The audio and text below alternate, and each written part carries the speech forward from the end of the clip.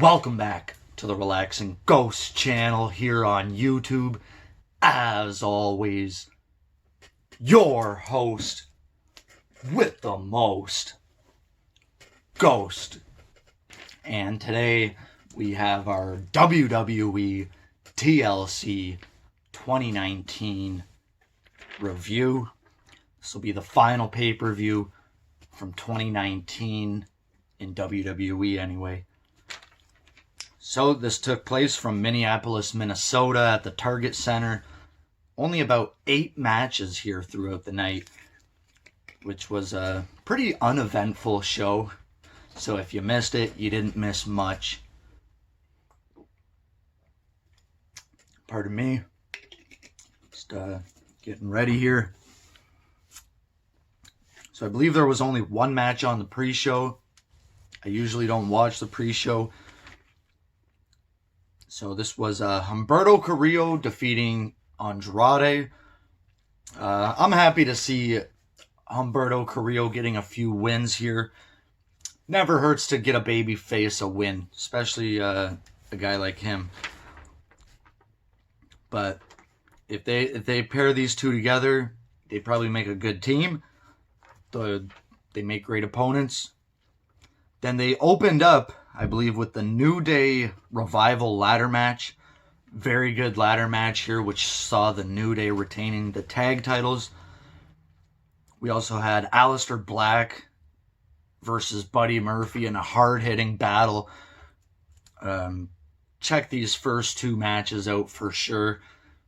That ladder match was awesome. Aleister Black is one of my favorites, along with Buddy Murphy. You know, 2 young guys you definitely want to keep your eyes on here.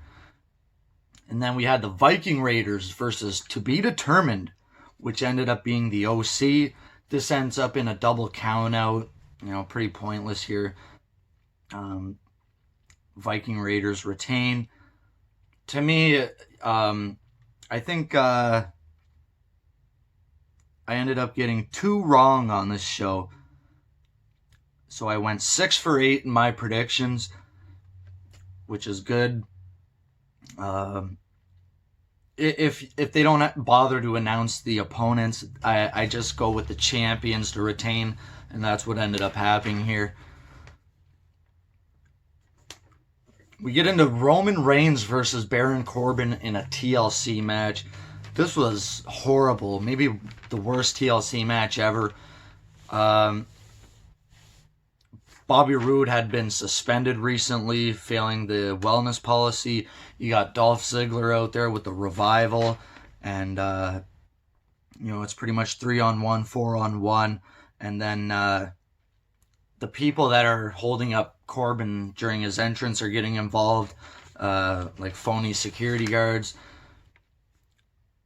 Baron Corbin actually got the win here. End of days for 3. So this was just a TLC match where you win by pin or submission. Next up would be the Universal Championship match. Wow, this was night and day from something we see from The Fiend. This was not good. This was just a singles match. Just regular Bray Wyatt in his Firefly Funhouse. You know, red sweater Bray, hair tied up, versus The Miz. Decent match here. I think it never really got going. They kind of lost all the heat they had here with Bray during the match anyway. We've seen a Sister Abigail off the barricade onto the floor at one point, and then a second Sister Abigail in the ring to retain. I don't think this is a good idea to trot Bray out here like a heel with the Fiend and then a babyface with the just regular Bray Wyatt. To me, that's not going to work. You're going to kill off all this guy's heat if you're trying to build him as a heel. And Miz is a guy who's like kind of a pseudo tweener babyface heel out every time. So the fans are barely behind the Miz as a babyface. We had Bobby Lashley versus Rusev in a tables match. Lashley getting the win here after a distraction from Lana. if this was me, I would have had Rusev definitely win. But I knew WWE, they're going to give Lashley the win here. Probably draw out this feud for another couple of months. Maybe even till WrestleMania. But I actually like Bobby Lashley with Lana. I think that could work. And why not, build Lashley up and have him face Lesnar at Mania. Build this guy up. Give him some wins. You could throw the IC title on him briefly. Maybe a month or two before Mania. Have him win a chamber. Have him face Lesnar. I think that would be a good idea. And then our main event for the Women's Tag Team Championships. The Kabuki Warriors defending against Charlotte Flair and the Raw Women's Champion, Becky Lynch. So this must be Becky's 4th or 5th main event pay-per-view this year. I know she main evented Rumble and Mania. She also main evented that mixed tag they had with Rollins, Corbin, and Lacey Evans. And then here again. There might have been another one in between there somewhere. But this also was not good. It started off okay. During the match, Asuka and Kairi Sane they're tying a rope on a ladder, and they tie up Becky at one point. Eventually, they clear the announce desk. Becky's throwing monitors around. Kairi Sane gets knocked out, and the rest of the match kind of falls apart after that. I guess Kairi Sane was going to be speared by Charlotte. Totally botched that spot and then Charlotte slaps her in the face, which I thought was really disrespectful. And then she power bombs her through a table in frustrations.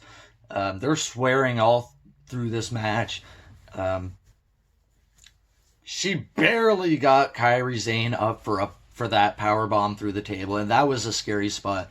I knew around the time of the spear that she was knocked out, because you could see Charlotte creeping by the apron, and Kairi Sane was, going towards Charlotte. And when Charlotte hit her, it was a delayed, reaction kind of deal. So they take out Becky after, I think Kairi did okay, towards the end of this match. They take out Becky. They take out Charlotte, who got a nasty power bomb off the top rope through a table on the outside. Nasty power bomb. I think they're using different tables these days as well, because some of those tables a few years ago were hard to break, and I think after the 2016 Hell in a Cell, they kind of got a different table here. And these tables just kind of bust immediately. I think when they were by the announce tables, both Becky and Charlotte were on the table here, and Kairi was going to do the elbow through the table. Charlotte ran off that table fairly quickly, and I think she slipped on a few chairs or something. And part of the table, the metal parts that, kind of hold the wood up, fell off the table while Kairi was doing the elbow, and the table didn't even break there. Asuka ends up climbing the ladders and grabbing the titles. Also, while I think Becky was going to climb the table, they used that rope again, which is pretty smart. Bringing something back into a match after it's already been used and people have kind of forgot about. So they pulled the rope, which tipped the ladder over. Becky tumbled outside, and this is where Asuka would claim the gold, the women's tag titles, and the Kabuki Warriors would retain the titles. Overall, not a very good pay-per-view to end the year. I think Survivor Series gets the thumbs up from me as one of the top pay-per-views of 2019. So if you guys have any video ideas or suggestions for kind of year-end videos, like top 5 pay-per-views, worst pay-per-views of the year, I'm also planning a few decade-end videos, whether that's DVD related or just WWE in general related. So I'm interested in some of your ideas, guys. Definitely comment down below your thoughts on this pay-per-view. Out of 10, I'm struggling to give it a 5.